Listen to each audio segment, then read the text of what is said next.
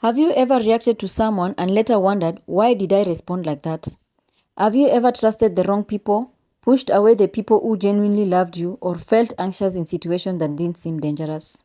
For years, I thought life was happening to me. I blamed people, I blamed circumstances, sometimes I even blamed myself. But one day, I came across a quote that completely changed the way I see my life. Until you heal the wounds of your past, you will continue to bleed.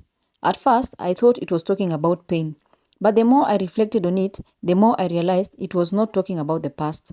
It was talking about the present. Because the past has an incredible ability to disguise itself as today.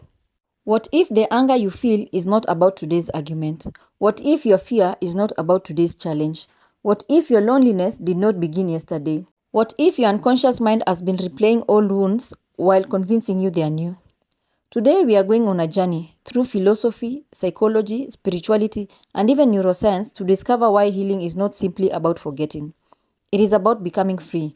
And by the end of this episode, you'll have practical steps to begin healing the hidden wounds that may still be shaping your life. Let me tell you a story.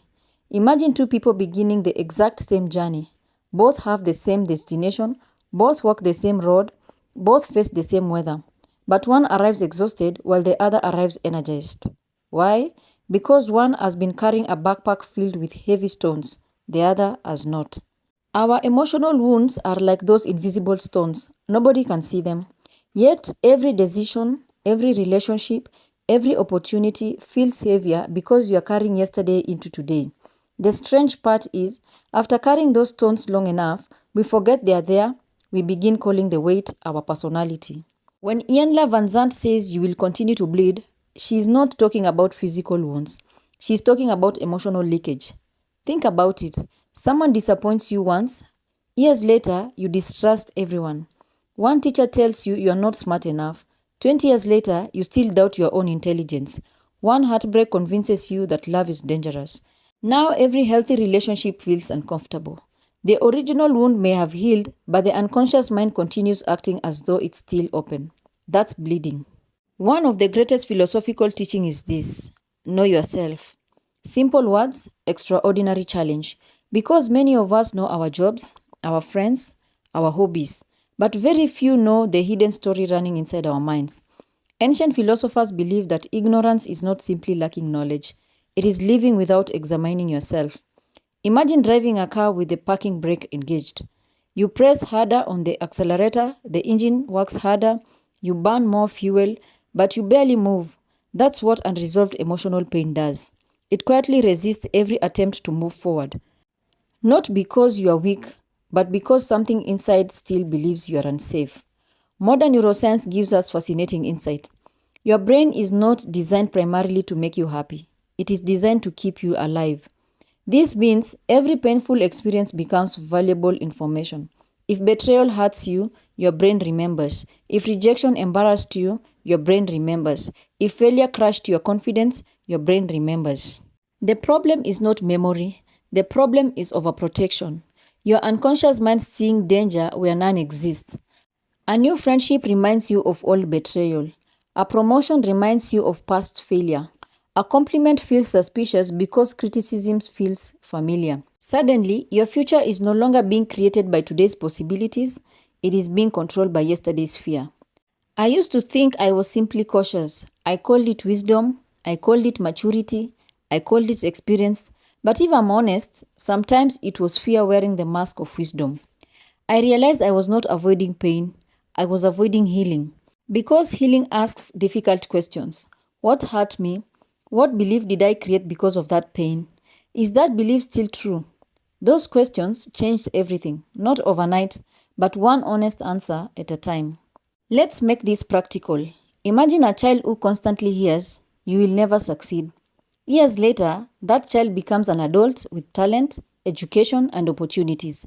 Yet every time success approaches, they procrastinate, not because they lack ability, but because deep inside, their unconscious mind is still protecting the identity it learned years ago. Or imagine someone abandoned in childhood.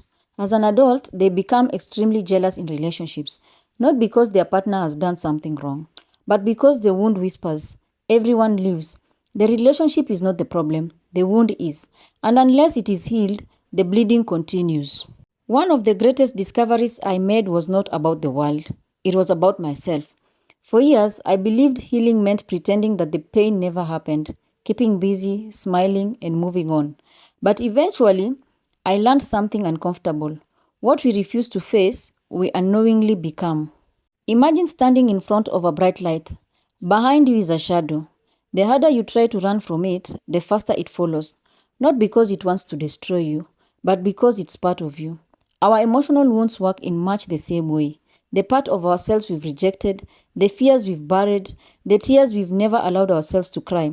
They don't disappear, they simply wait. They influence our choices from the background until one day we mistake them for our personality. Healing begins the moment we stop saying, "This is just who I am," and start asking, "Who taught me to become this version of myself?" That single question changed the direction of my life. There is something fascinating about the human mind. The longer we carry a story, the more we believe we are the story. Maybe you've heard someone say, "I've always been unlucky, people always disappoint me, nothing ever works out for me."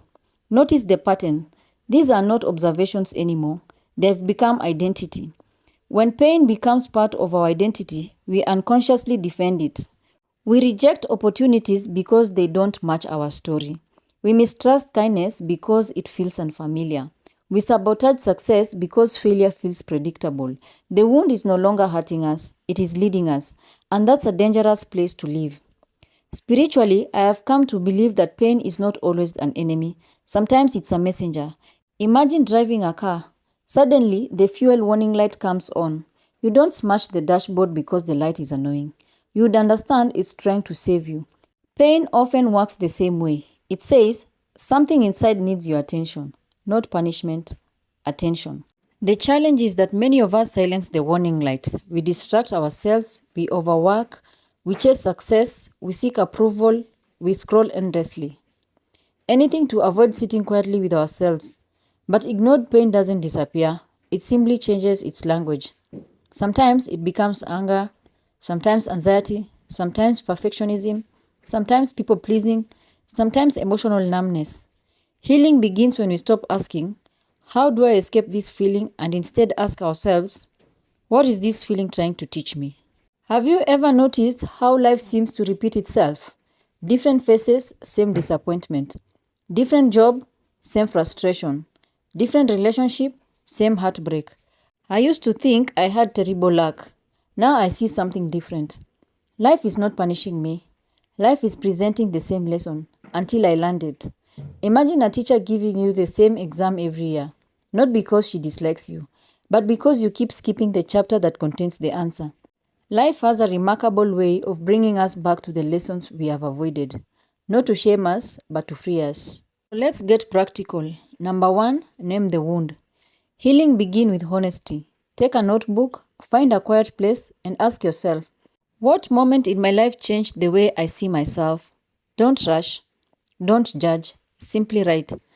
You may discover that your biggest struggle today has roots much deeper than you imagined. Awareness is the first medicine. You cannot heal what you refuse to acknowledge. Number two, question the story.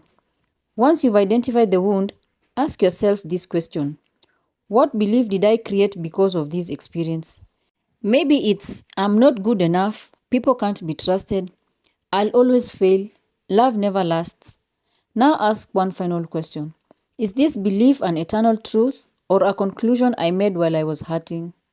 That question alone has the power to dismantle years of unconscious programming.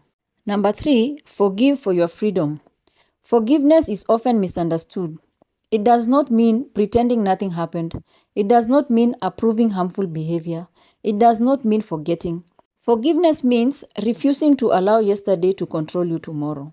Imagine carrying a piece of charcoal in your hand because someone else hurt you. Who continues to get burned? You do. Forgiveness is simply putting the charcoal down, not because it was not painful, but because you deserve peace.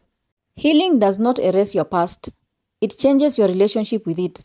The scars remain, but they no longer control your future.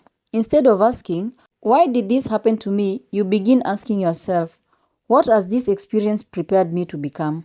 That shift transforms victims into survivors and survivors into guides for others. I have learned that our deepest wounds often become our greatest wisdom. The very pain that almost broke us can become the light that helps someone else find their way. Healing is not about becoming the person we were before the pain. It is about becoming someone wiser because of it. So today, I want to leave you with this thought. Your past may explain you, but it does not have to define you. Every scar carries a story, every wound carries a lesson, every challenge carries an invitation to grow. The question is not whether you've been hurt. Every human being has. The real question is, will you continue bleeding or will you begin healing? Remember the words of Iyanla Vanzant. Until you heal the wounds of your past, you will continue to bleed. Today, choose healing, choose courage, choose self-awareness, choose freedom. Because the life you've been searching for may begin the moment you stop running from the person you need to heal. Thank you for joining me in this journey. If this episode spoke to you, please like, share, and subscribe. Your support helps this community grow and allows us continue exploring the timeless wisdom of philosophy, spirituality, psychology, consciousness, and science. I'd love to hear from you in the comments. What's the one lesson from your past that ultimately made you stronger? Every contribution helps us create more meaningful content that inspires mind and transforms lives around the world. Until our next journey together, stay curious, stay conscious, and keep healing. Because when you heal yourself, you don't just change your life, you change the lives of everyone your life touches. See you in the next episode.